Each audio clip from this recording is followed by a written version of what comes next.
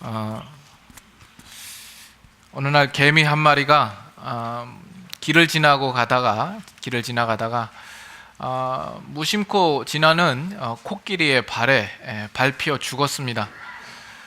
이 소식을 들은 그 죽은 개미의 새 친구들이 복수를 해야 되겠다, 이렇게 다짐을 하고 코끼리를 찾아가서 코끼리를 모퉁이에 몰아세우고 첫째 개미는 코끼리의 목에 달라붙었고, 두 번째 개미는 코끼리의 등에 올라탔습니다. 그리고 셋째 개미는 코끼리의 꼬리에 매달렸습니다. 그리고 나서 첫째 개미가 이야기합니다. 야, 이 녀석 우리 목 졸라 죽이자.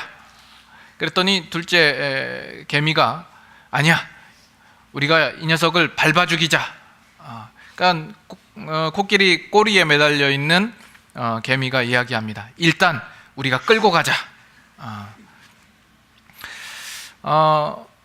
우리가 신앙생활을 하는 가운데 이 기독교 안에 포함되어 있는 놀라운 진리와 복음과 은혜와 약속들이 있는데, 우리는 종종 여기 나오는 개미처럼 우리가 가지고 있는 생각과 기준을 따라서 그 모든 것들을 재단해버리고 우리가 마치 다 알고 있는 양 그런 교만한 마음을 가지고 있을 때가 있지 않나 생각을 합니다. 여러분들이 신앙생활을 하는 가운데 내가 이미 알 것은 다 아는 것처럼 그렇게 생각하기 쉽습니다. 하나님께서 우리에게 베풀어 주시는 그 은혜와 사랑과 이 성경 안에 감춰져 있는 크고 놀라운 것들이 너무나도 많은데, 우리는 그것을 다 보지 못하고 또 가늠해 보지 못하고 내가 가지고 있는 것으로 모든 것을 다 판단해 버리는 그런 착각에 빠질 수가 있습니다. 오늘 말씀을 나누는 가운데서도 그런 부분들이 혹시 내 안에 있지는 않는가 다시 한번 돌아보기를 원합니다. 우리가 이제 요한복음 13장에 들어갑니다. 13장 첫 구절이 이렇게 시작합니다. 유월절 전에, 지금 13장 이후에 나오는 이 내용들이 어느 때인가, 유월절 전 어느 때인가, 그 주에 예수님께서 십자가에 못 박혀 죽으셨습니다. 예수님이 죽으신 날은 금요일입니다. 그러면 지금 이 날이 십자가에 못 박히시기 전 하루 전이냐 이틀 전이냐, 즉 목요일이냐 수요일이냐 하는 거에 대해서는 신학자들 간에서도 논쟁이 많습니다. 그러나 요한복음 외에 다른 공관복음서가 일치되게 목요일로 이렇게 견해를 가지고 있기 때문에 이 날은 분명히 예수님 십자가 못 박히시기 하루 전일 것이다, 이런 지지가 많습니다. 이제 예수님께서 고난당하시고 십자가에 못 박혀 죽으시고 부활하시는 일만 남겨두고 있습니다. 그래서 그 기간은 사실 며칠밖에 안 됩니다. 며칠밖에 안 되는데 우리 요한복음은 아직 13장을 이제 시작하고 있습니다. 21장까지는 많이 남아있는 거죠. 이걸 보면 우리가 알 수 있는 것이 예수님께서 이 땅에 오셔서 살아오신 그 전생에, 그리고 3년 동안의 공생의 기간보다도 지금 앞으로 나눌 이 이야기가, 이 내용들이 훨씬 더 중요하다라는 것을 우리는 간접적으로 나마 유추해서 알 수 있습니다.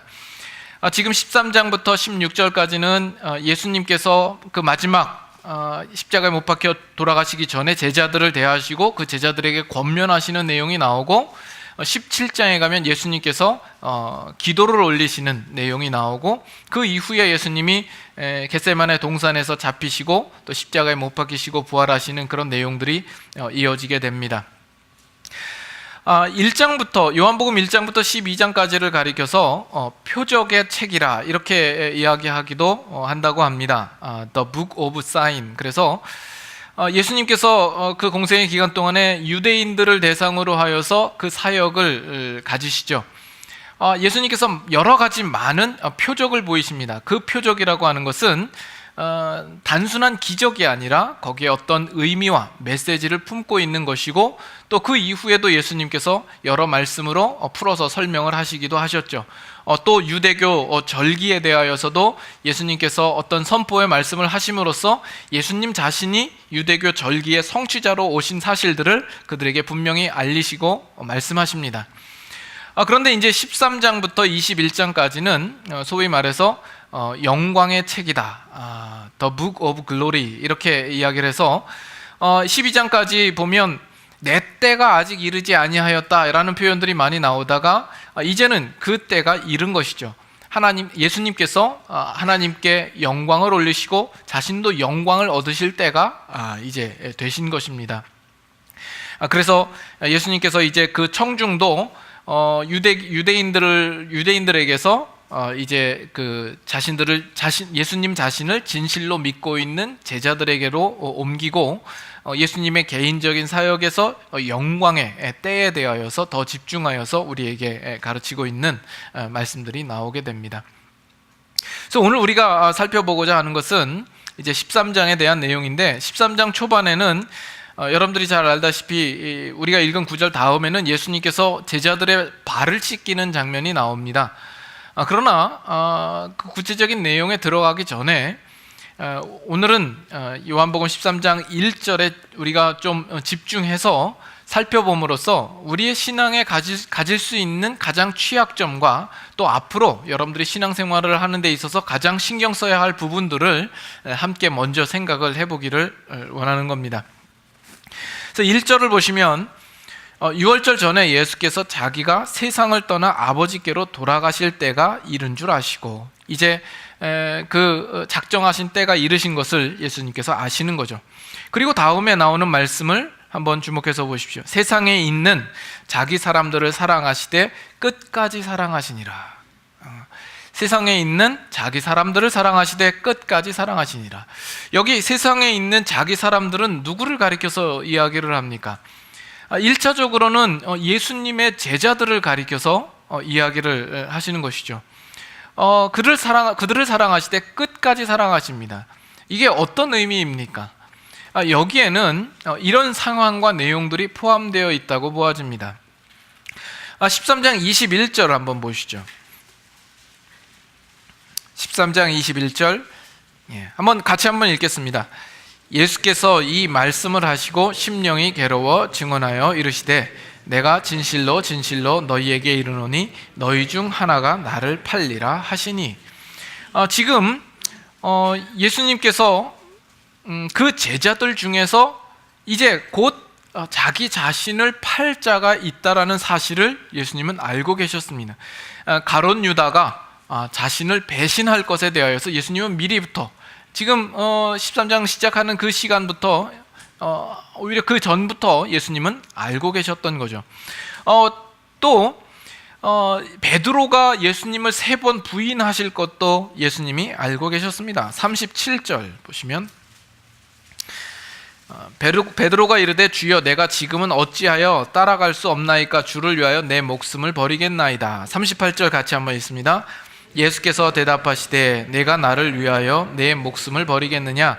내가 진실로 진실로 내게 이르노니 닭 울기 전에 내가 3번 나를 부인하리라. 그 제자들 중 이 베드로가 예수님을 3번 부인하실 것을 알고 계셨습니다. 뿐만 아니라 이 일이 있은 후에 예수님께서 제자들을 데리고 겟세마네 동산에 올라가셔서 그 제자들에게 기도할 것을 부탁하십니다. 그러나 예수님께서 3번 그 제자들에게 왔을 때에 그들은 그 3번 다 그 피곤함에 쩔어서 잠들어 버리고 있는 제자들의 모습을 봅니다.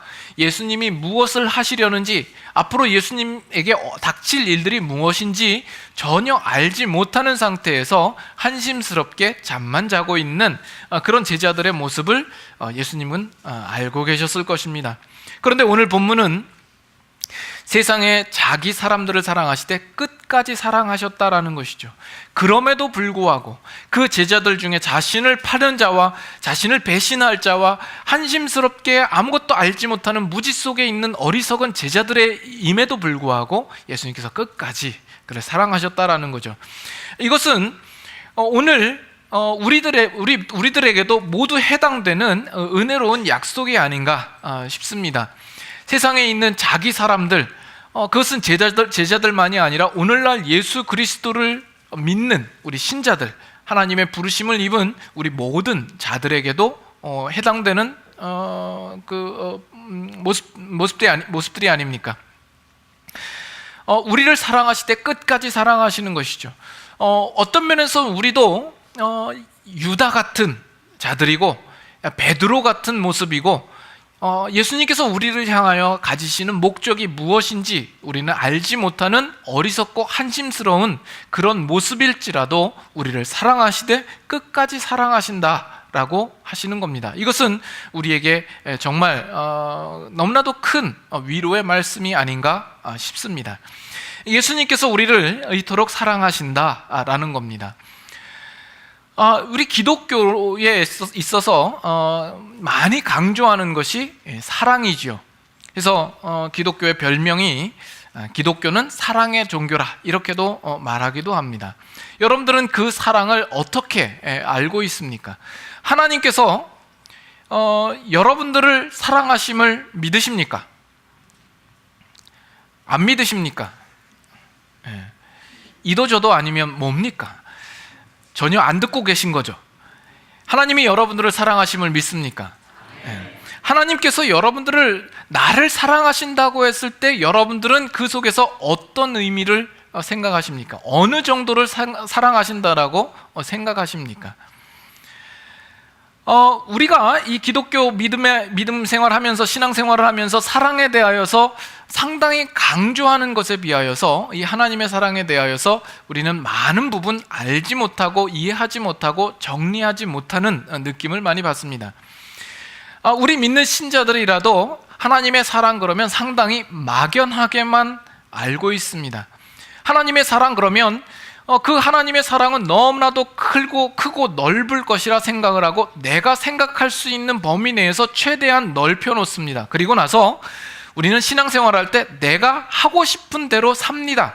그리고 그 모든 것을 하나님의 사랑으로 무마시켜 버리려고 하는 그런 못된 마음들을 가질 수도 있습니다.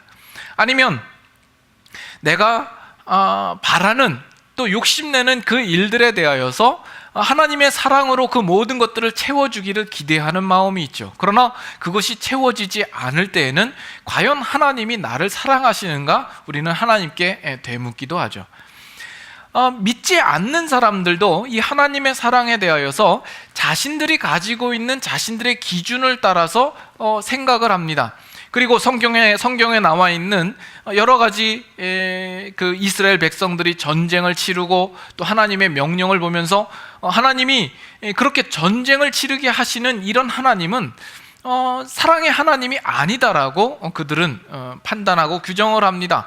또 사랑의 하나님이라면 왜 지옥을 만들어 놓고 인간을 그 안에다가 쳐넣을 수 있느냐 이렇게 생각을 하죠.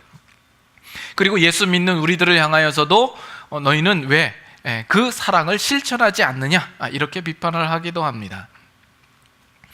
오늘 그래서 좀 이 사랑에 대하여서 좀 더 이야기를 하고자 하는데, 이것은 사랑이라는 주제뿐만이 아니라 우리 신앙의 전반적인 부분에 있어서도 관련이 되어 있는 주제라고 생각이 됩니다. 제가 말씀을 듣는 중에 유익한 말씀이 있어서 또 여러분들과 함께 나누고 싶어서 이 주제와 이 말씀을 가지고 함께 나누기를 원하는 겁니다. 사랑이 무엇입니까? 먼저 우리가 생각할 것은, 우리가 사랑 그러면 우리는 다분히 감정적인 부분들을 치우쳐서 생각하는 경향들이 많이 있습니다. 예수님께서 우리를 사랑하시되 끝까지 사랑하시니라 그러면 우리는 거기서 어떤 감동과 감격을 맞을 준비를 먼저 하는지 모릅니다. 사랑이라고 하는 것은 어떤 우리의 느낌이나 감정적인 부분들을 만을 이야기하지 않습니다. 그래서 우리가 한번 찾아보아야 할 말씀이 에베소서 3장입니다. 에베소서 3장 다 같이 한번 가보시죠. 에베소서 3장 16절부터 19절까지 말씀. 신약성경 312페이지 에베소서 3장 16절부터 19절. 찾으셨으면 한번 같이 교독하도록 합니다. 그의 영광의 풍성함을 따라 그의 성령으로 말미암아 너희 속사람을 능력으로 강건하게 하시오며 믿음으로 말미암아 그리스도께서 너희 마음에 계시게 하시옵고 너희가 사랑 가운데서 뿌리가 박히고 터가 굳어져서 능히 모든 성도와 함께 지식에 넘치는 그리스도의 사랑을 알고 그 너비와 길이와 높이와 깊이가 어떠함을 깨달아 하나님의 모든 충만하신 것으로 너희에게 충만하게 하시기를 구하노라. 지금 이 구절은 사도 바울이 에베소에 있는 성도들을 향하여서 기도하는 기도의 내용입니다. 그 기도의 내용 속에 12절, 17절 하반절에 보면 너희가 사랑 가운데서 뿌리가 박히고 터가 굳어져서 이렇게 사랑을 강조하여 설명합니다. 그런데 18절과 19절에 보면 사랑을 거론하는 중에 어떤 단어들이 함께 등장을 하냐면 지식에 넘치는 이라는 표현을 쓰고 있고 또 사랑을 알고 안다라는 표현을 쓰고 있고 19절에는 깨닫는다라는 표현을 쓰고 있습니다. 이런 것을 보면 그 사랑이라는 것이 그저 감성적인 부분만을 가지고 이야기할 것이 아니라 그 안에 어떤 지식적인 요소들이 포함되어 있다라는 것을 우리는 암시적으로 알 수가 있는 것이죠. 근데 우리는 이 기독교 사랑을 이야기를 할 때 지나치게 어떤 감성적인 부분들을 많이 생각하는 경향들이 있고 그것은 우리의 신앙의 전반적인 부분에 있어서 심각한 결과를 초래하는 경우들이 있습니다. 여러분, 사랑은 어떤 겁니까? 사람이 사랑을 하면 어떻게 됩니까? 사랑을 하면 예뻐지죠. 사랑을 하면 모든 것이 달라집니다. 사랑하는 사람을 생각하면 마음이 설레고 밤에도 잠을 이루지 못합니다. 그리고 세상이 달라 보이죠. 모든 것이 달라 보입니다. 세상이 다 정말 행복해 보이고 그전에는 짜증스럽게 보였던 것들이 이제는 비가 와도 그것이 아름답고 눈이 와도 하늘에서 솜사탕이 내리는구나 이렇게 생각을 하고 낙엽이 떨어지는 그 한 가지를 보더라도 마음에 북받쳐 오르는 감정을 억누를 수 없는 그런 사랑의 감정이 있지 않습니까? 여러분들이 반응이 없으신 거 보니까 이제는 그런 감정을 전혀 못 느끼시는 것 같습니다. 너무 오래돼가지고, 그죠? 차마 옆에 있는 남편과 아내의 얼굴을 쳐다볼 수 없을 만큼 너무나 먼 얘기가 되어버렸습니다. 그러나 그것이 꼭 이상한 것은 아닐 겁니다. 아무튼 우리가 사랑을 하면 어떤 그런 마음이 있죠. 뭔가 삶에 힘이 되고 뭔가 하루를 살아가도 그 하루의 삶이 아름답고 기쁘고 즐거운 삶이 있습니다. 우리가 사랑을 생각할 때 이 지성이라는 부분보다 감성이라는 부분들이 보다 더 돋보이고 더 두드러져 보이는 이유는 어느 분이 이렇게 설명을 했는데 기가 막힙니다. 이성이라는 부분은 뿌리에 해당이 되고 감성이라는 부분은 꽃에 해당되기 때문이다라는 겁니다. 그래서 여러분, 꽃이 없는 나무를 생각해 보면 그 나무는 어떤 면에서는 좀 차가워 보이기도 하고 살벌해 보이기도 합니다. 그러나 뿌리가 없는 꽃을 생각해 볼 수 있습니까? 뿌리가 없는 꽃은 조화밖에 없다라는 것이죠. 우리가 사랑을 생각할 때 우리는 너무 지나치게 감성적인 부분들을 보고 꽃을 보고 뿌리는 생각지 않는다라는 거예요.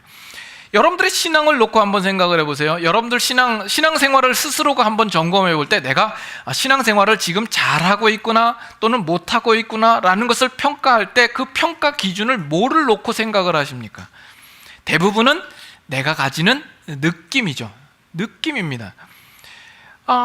내가 뭔가 좀 마음 뿌듯하고 뭔가 좀 만족스럽고 그러면 내가 신앙생활을 지금 잘하고 있구나라고 생각을 하고, 뭔가 내가 좀 불안하고 뭔가 하지 못한 것 같고 뭔가 좀 두려울 것 같고 뭔가 불길한 일이 일어날 것 같은 그런 마음으로 신앙생활을 하면 내가 지금 신앙생활을 잘 못하고 있구나라는 생각을 하기 마련입니다. 그러나 우리의 신앙이라는 것이 느낌이나 감정에 있게 되면 그것은 위험할 수 있습니다. 왜냐하면 그것은 우리의 신앙의 근거도 아니요 뿌리가 아니기 때문에 그렇습니다. 우리의 신앙은 그 근거가 어떤 내용에 있어야 합니다.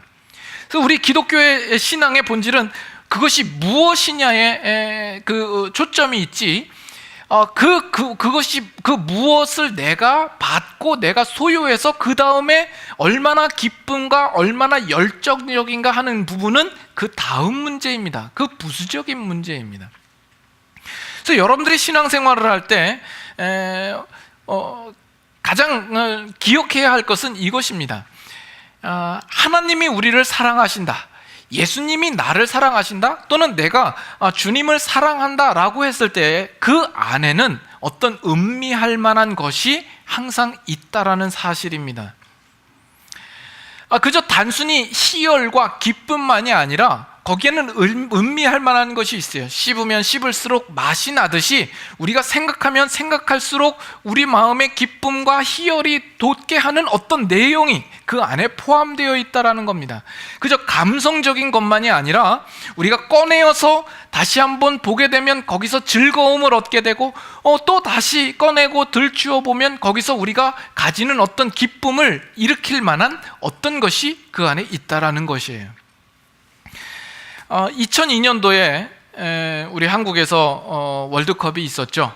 여러분들이 아마도 다 TV를 통하여서 생중계로 그 경기를 보지 않았을까 생각을 합니다. 우리 한국 축구팀이 8강에 오르고 4강에 올랐던 기억이 있습니다. 그래서 우리는 함께 우리 한인들끼리 모여서 TV를 봅니다. 고래고래 소리를 질러가면서 함성을 지르면서 아주 골 들어갈 때 감격을 하면서 목이 쉬어라, 목이 터져라, 그렇게 응원을 하죠. 그리고 나서 그 다음날 보면 모든 신문과 스포츠 신문들이 다 날개 돋친 듯이 팔리는 거죠. 우리는 다 결과를 알고 있어요. 다 본 거예요. 그런데 다음날 또 재방송을 보고 하이라이트를 보고 또 뉴스에서 또 그 기사가 나오면 그거 보고 또 신문 기사를 또 읽죠. 박지성이 그 스페인의 그 수비를 아주 현란한 발놀림으로 제치고 왼발로 통쾌한 슛을 터뜨려서 이탈리아가 아니죠, 스페인을 꺾었더라. 또는 이탈리아전에서 연장전에서 그 이영표가 센터링을 했을 때 안정환이 백헤딩으로 골을 그 이탈리아 골문에 그 구석으로 넣어서 결국 이탈리아를 이기고 4강에 올랐더라 하는 내용의 기사들을 보면서 우리는 또 그 감정을 주체할 수 없었던 그런 기억이 있지 않습니까? 우리가 어떤 감정을 불러일으키는 데에는 어떤 내용이 항상 기반이 되어 있더라는 겁니다. 그 내용이 그 기쁨의 근거가 되어 있더라는 것이죠. 물론 그 내용 자체만으로는 부족하죠. 그럴 수 없죠. 축구 경기를 보고 이겼어? 잘했네. 이겼으면 됐지 뭐. 그래서 뭐 어쨌다고 이렇게 하면 정말 그죠? 그 경기를 볼 때 옆에 있는 마누라가 그거 꼭 봐야 돼? 결과만 알면 됐지? 이렇게 이야기하는 사람이 있어요. 그런 사람들과는 말이 안 되는 거죠. 그러나 우리가 정말 생각하면 생각할수록 머리가 쭈뼛쭈뼛 서면서 닭살 오르면서 가지는 어떤 희열과 어떤 감격을 가지게 되는 데에는 그것이 가지고 있는 그 내용을 발판으로 해서만 그 감정이라는 꽃을 피울 수 있다라는 이야기입니다. 이것이 왜 중요하냐면 오늘날 우리가 신앙생활을 할 때에 우리 신앙생활이 모든 부분이 거의 꽃에만 집중되어 있습니다. 그 뿌리의 부분에 대해서는 우리가 생각지 않는 거죠. 신앙이라는 부분이 다른 사람의 신앙의 모습을 볼 때에도 저 사람의 나타나 보이는 어떤 신앙의 모습들만을 보고 우리는 그것을 동경하고 나도 그 모습을 갖기를 원하지, 그 사람이 무엇을 가졌느냐에 대하여서는 크게 생각지 않는 버릇이 있다라는 이야기입니다. 그것을 내가 스스로 체험했을 때에도 그 꽃을 보고 감격을 하지만 그것을 따놓고 곁에 두고 며칠은 감격할 수 있을지 모르지만 거기에 뿌리가 없자 금방 시들어 버리는 거죠. 그 며칠 이후에는 다시 한번 반추할 만한, 음미할 만한 어떤 그런 기쁨의 내용들이 없더라는 이야기이죠. 그래서 우리는 어떤 그 신앙의 내용을 어느 순간 갑자기 하늘에서 뿅 하고 떨어질 것이라는 어떤 그런 기대 속에 있는지 몰라요. 어떤 신비로움 속에서 내 온 몸이 전율을 일으킨다든지, 아니면 기도하는 내용 속에 어떤 희열과 기쁨을 느끼는 것, 이것을 동경하고 마치 그것이 신앙의 깊이라고 생각을 합니다. 따질 것이 없이 그저 직통적이고 직관적인 것을 우리는 너무 바랄 뿐입니다. 내용이 없이 감성적인 것에 치우치는 그런 우리들의 모습을 봅니다. 반면 의외로 우리 신자들이 하나님께서 우리에게 약속하여 주신 그 약속의 내용들에 대해서는 너무 무지하더라는 것이죠. 우리 예수 그리스도를 믿는 신자들을 막론하고 여기 있는 누구라도 신앙에 대하여서 여러분들은 모두 다 갈급한 마음, 어떤 갈증들을 가지고 있습니다. 여러분들 신앙 안에서 여러분들이 가지고 있는 소망과 열망들이 있지 않아요? 내가 좀 더 정말 신앙생활을 잘하고 싶다, 하나님이 기뻐하시는 삶을 살고 싶고 하나님이 약속하시는 복과 그 기쁨과 그 희열을 내가 누리면서 정말 그 감격하면서 하나님과 동행하면서 살고 싶은 그 마음들이 여러분 안에는 누구나가 있습니다. 그러나 그것이 어느 순간 갑자기 하늘에서 떨어져서 주어질 것이라고만 생각을 하는 거죠. 그래서 예나 지금이나 10년 전이나 지금이나 동일하게 그 간절함만 가지고 있을 뿐인 거죠. 여러분, 공부 잘하는 아이와 공부 못하는 아이 중에서 누가 더 공부를 열심히 해야 되겠다라는 간절한 마음이 많겠습니까? 공부 못하는 애들이 더 많습니다. 공부해야지, 공부를 해야 될 텐데 공부를 어떻게 하면 잘할까? 늘 이 고민과 머릿속에 그 생각이 끊이지 않는 거예요. 그러나 성적은 안 나오는 거죠. 우리 신앙인들도 꼭 비슷한 것 같아요. 신앙생활을 잘해야 될 텐데, 하나님의 뜻에 맞게 신앙생활을 해야 될 텐데 언제나 그 간절함과 그 생각뿐인 것이죠. 왜 이런 현상이 나타나고 있습니까? 하나님께서 우리에게 이미 허락하여 주신 그 약속에 대하여서 우리는 그 내용을 생각해 보지 않고 있기 때문에 그렇습니다. 그 내용을 알려는 의지와 노력을 하지 않고 있기 때문에 그렇습니다. 하나님이 이미 우리에게 주셨습니다. 우리 곁에 허락하여 주셨고 우리의 손에 들려주셨습니다. 그럼에도 불구하고 우리는 우리의 귀를 닫아버립니다. 우리의 눈을 다른 데로만 향합니다. 그리고선 내가 바라는 그 느낌, 그 체험, 그 경험들을 왜 오늘 나에게 주시지 않느냐고 우리는 아우성만 쳐대는 그런 신앙의 모습을 가지고 있더라는 것이죠.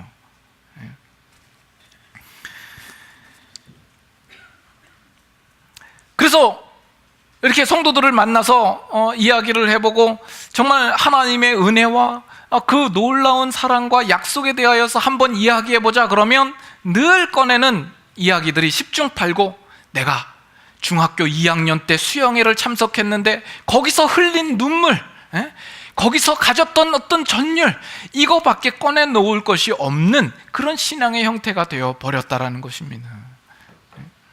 오늘 이 말씀 속에서도 예수님께서 자기 사람들을 사랑하시되 끝까지 사랑하시니라, 이것을 보고서도 우리는 그 사랑에 대하여서 그냥 내가 가지고 있는, 내가 알고 있는 그 사랑에 그쳐 있습니다.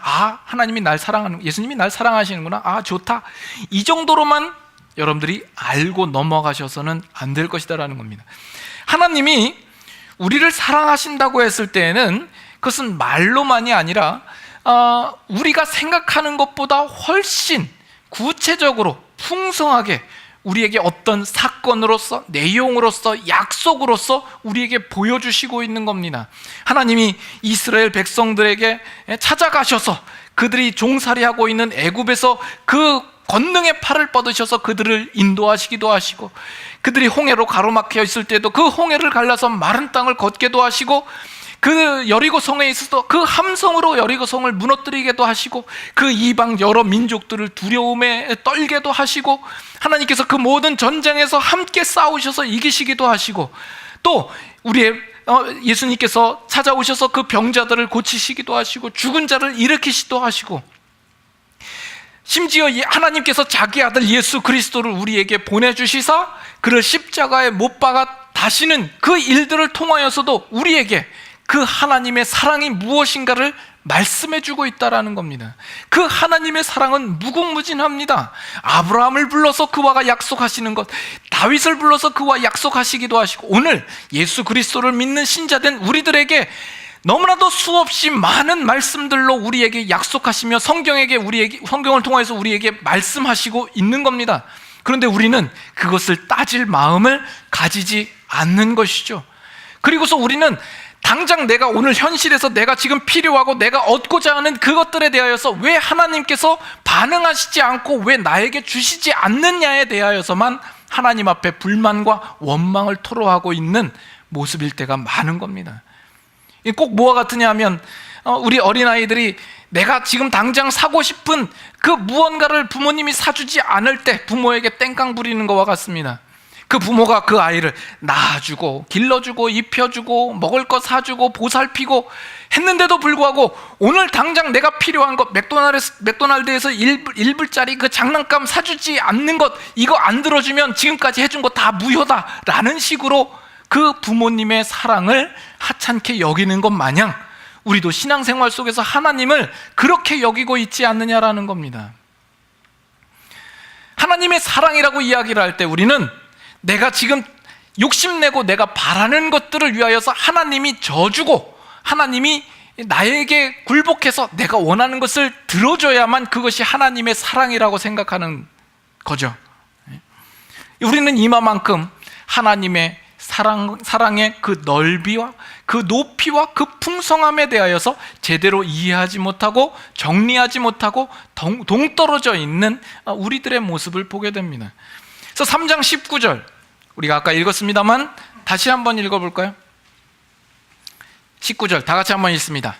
그 너비와 길이와 높이와 깊이가 어떠함을 깨달아 하나님의 모든 충만하신 것으로 너희에게 충만하게 하시기를 구하노라. 너비와 길이와 높이와 깊이가 있습니다.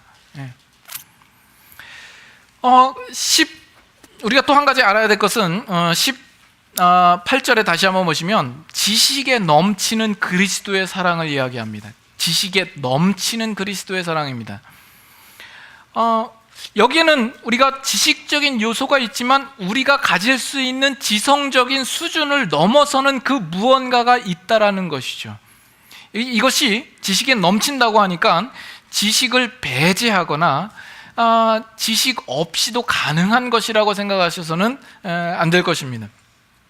이 내용은 뭐냐 하면 하나님이 우리를 위하여서 약속하신 그 모든 것들은 우리가 이 땅에서 살면서 내가 경험할 수 있고 내가 지식으로 얻을 수 있는 그것에 비하여서 훨씬 크며, 그렇기 때문에 내가 알고 있는 것은 아주 지극히 일부분이다라는 사실을 이야기하고 있는 겁니다. 내가 가진 체험이 그렇기 때문에 성경 속에 있는 내용보다 우월하거나 중요하다라고 생각할 수 없는 것입니다. 우리는 종종 그런 우를 종종 범하기도 합니다. 무엇이 더 중요한가는 내가 개인적으로는 그것이 참 중요하다라는 것은 인정을 합니다. 그러나 그것이 성경 속에서 가장 중요한 것은 아닐 수 있다라는 그 분명한 이해를 가질 필요가 있다라는 것이죠. 우리가 사랑을 체험합니다. 그건 지성을 뛰어넘기 때문에 그것을 비상식적인 것으로 몰아가서 신비로움으로 채워서도 안 될 것이고, 그 체험이 이 기독교 안에 있는 가장 중요한 것이라고 생각하는 것 또한 안 될 것입니다. 하나님께서 우리에게 약속하시고 보여주시는 그 사랑의 깊이와 넓이와 그 높이에 비하면 내가 지금 체험하고 있는 것은 너무나도 작다라는 것이죠. 그러나 내가 지금 알고 경험하고 내가 지식으로 소유한 그 하나님의 사랑을 알고 나니까 내가 가지지 못했던 그 범위를 넘어서에 있는 것도 그것도 하나님의 진리요, 거기에도 하나님의 절대가 있으며 내가 경험해보지 못한 더 크고 놀라운 것들이 얼마든지 있다라는 그 생각을 우리는 가질 필요가 있는 것입니다. 몇 해 전에 콜로라도로 여행을 좀 다녀온 적이 있습니다. 이 시카고에만 살다가 그곳에 가니까 완전히 딴 세상이더라고요. 아주 길도 오르락 내리락 하며 곳곳에 솟아있는 산봉우리를 보며 정말 그 바위며 아주 절경입니다. 너무나도 놀랍고 너무나도 좋습니다. 여러분들도 기회가 되시면 한 번쯤 가보시기 바랍니다. 거기서 갔다 와서 이런 자랑을 하면 거기서 또 살다 온 사람이 있어요. 살다 온 사람이 거기 어디 가봤냐? 아니 거기는 안 가봤지. 그럼 어디 가봤어? 여기 몇 군데 가봤지. 야, 거기만 가봐서 여기를 안 가보면 그 콜로라도를 이야기할 수 없는 거야. 이렇게 이야기를 하죠. 그러면 깨갱하죠. 그 콜로라도에 정말 알기 위하여서는 그 구석구석 찾아가 들어가 봐야 되고 그 울창한 숲 안으로 들어가서 그 많은 그 사소한 그 세밀한 부분들까지 관찰하고 굽이쳐 흐르는 계곡을 살펴봐야 되고, 그것도 그 한때만 가서는 안 되고 봄, 여름, 가을, 겨울로 가봐야 그 웅장한 그 절경을 다 볼 것 아닙니까? 그러나 내가 그 몇 군데 가봤음에도 불구하고 그 절경에 감탄을 했다라면 정말 내가 가보지 못한 곳과 내가 가보지 못한 시기에 그 절경은 얼마나 더 넓고 클까 하는 것을 우리는 감을 잡을 수 있지 않겠습니까? 그것이 정상적인 생각을 가진 사람은 누구나 생각할 것입니다. 거기에다가 로키 산맥을 몇 년간 탐험하다가 나온 사람이 있다면 감히 산에 대하여서 감히 말조차 하지 못할 것 아닙니까? 우리가 하나님께서 우리를 사랑하신다, 예수님께서 우리에게 사랑을 베푸신다라고 했을 때에 그 사랑의 범위는 얼마나 크고 넓으며 그 깊이와 그 풍성함은 얼마나 클 것이냐라는 것입니다. 오늘 내가 조금 내 인생 속에서 맛보고 경험한 것, 그것은 정말 세 발의 피요, 빙산의 일각만도 못한 작은 것이구나라는 걸 깨달으며 정말 내가 알지 못한 더 크고 놀라운 것들이 있겠다라는 것을 얼마든지 생각할 수 있지 않겠냐라는 것입니다. 내가 본 것만으로도 가슴 벅찬 감동이 있었는데 정말 그 안에 들어가 본다면, 그 안에 들어가서 야영도 해보고 거기서 곰도 만나보고 거기서 저기 많은 곤충들과 많은 그런 어쨌든 그걸 해보면 얼마나 더 놀랍겠는가 우리는 생각하죠. 우리는 그 하나님의 인도하심을 따라서 더 깊이 있게 들어가 봐야 됩니다. 그 하나님의 넓은 사랑에 우리는 더 빠져보고 더 들어가 보실 수 있어야 됩니다. 오늘 예수님께서 자기 사람들을 사랑하시되 끝까지 사랑하시니라. 정말 그 끝이 어디일까? 여러분들이 지금 서 있는 그 자리는 절대로 끝이 아닐 겁니다. 아니, 시작도 못했을 수도 있습니다. 정말 그 끝이 어디일까? 우리는 정말 하나님 앞에 구해야 되고 하나님의 손을 잡고 이끌림을 받아서 그 안으로 들어가 보아야 합니다. 우리가 준비하고 무장하고 그것을 위하여서 훈련하고 노력하고 그래서 들어가 봐야 하고, 들어가면서 거기서 넘어지기도 해보고 실패해보기도 하고 시행착오도 해보면서 우리에게 약속한 그것들을 우리가 보기도 하고 결국 거기서 도달해 보기도 하고 획득해 보는 그런 신앙의 모습을 우리가 다 가져야 하지 않겠습니까? 세상에 있는 자기 사람들을 사랑하시되 끝까지 사랑하시니라. 마침 지금 여러분들이 그 끝에 와 있는 것처럼, 내가 마치 하나님의 예수님의 사랑을 다 안 것처럼 생각하지 마시라는 것이죠.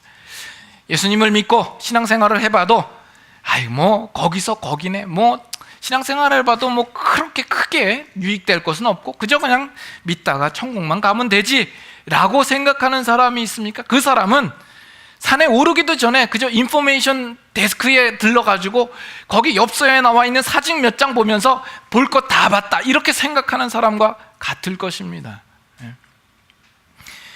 하나님께서 우리를 사랑하시는 사랑이 얼마만큼인지 우리는 가늠해보며 상상해보며 그 자리로 들어가야 합니다. 이제 요한복음 13장 이후로 우리가 그 자리로 들어가기 위한 그 시발점에 우리가 놓여 있는 것입니다.